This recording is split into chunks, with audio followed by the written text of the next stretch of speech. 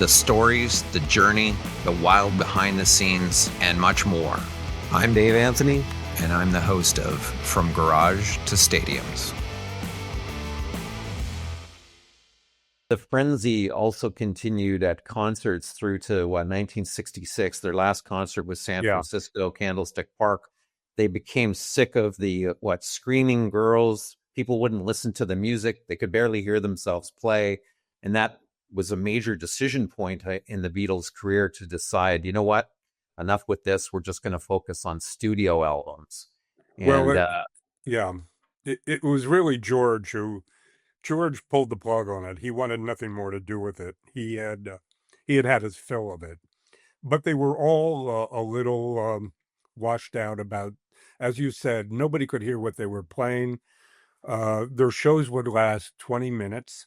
They'd do 8 to 15 songs in 20 minutes. I mean, their songs were like a minute and a half each, and they'd speed through them. The girls would yell, they'd get off. They couldn't even hear each other. There was no interaction on stage between the guys. And in fact, Paul told me a lot of the times he never even bothered singing. Why sing? He just mouthed the words. You mentioned in your book how Lennon and Harrison would sometimes not even play the chords. They just go, whatever. That's right. Yeah. And so they got nothing out of it. These were guys who they loved to play. When they played in Liverpool, when they played in Hamburg, it gave them so much joy. It took them out of that poor boy background that they had and just gave them a couple hours of complete ecstasy. And so music meant a lot to them. And for them not to be heard, not to be listened to, it didn't pay off. And also, let's not forget that, as you mentioned, their last show in 66 in Candlestick Park, by that time, they were making music that they couldn't duplicate on stage. Yeah.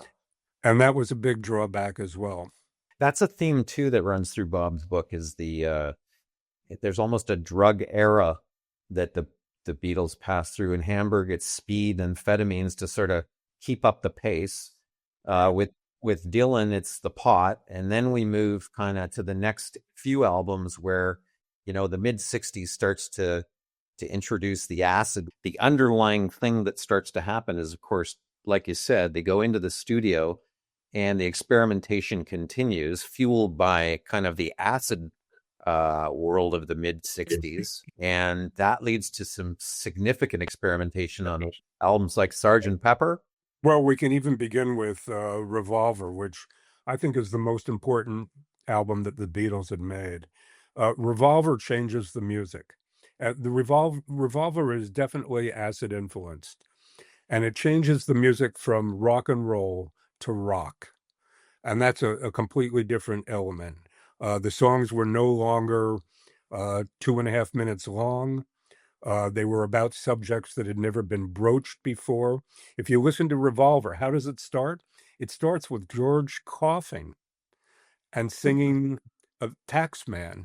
Taxman, I mean, whoever wrote a rock and roll song about a taxman before? The Beatles were doing something completely different. And, Tomorrow Never Knows, completely influenced by LSD for John. And so Revolver really set the pace. Revolver took them somewhere else. And I just wanted to comment, Dave, because we had talked about them not performing anymore after 66. I think this is the biggest mistake the Beatles made. Had they figured out a way to perform, it was at a time when college audiences were starting to listen to the performers. They were actually sitting down at concerts. The music had become more sophisticated. So there wasn't all the screaming and adulation. Yeah, that's a great point.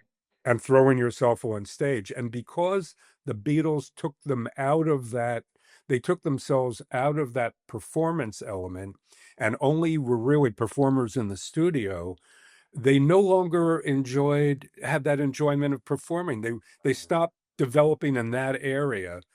And I think what it did was it split them apart. for a couple years, they were making albums in the studio and important albums. We're going to get to Sergeant Pepper, but a claustrophobia set in. Mm-hmm. And all they had were the four walls of the studio.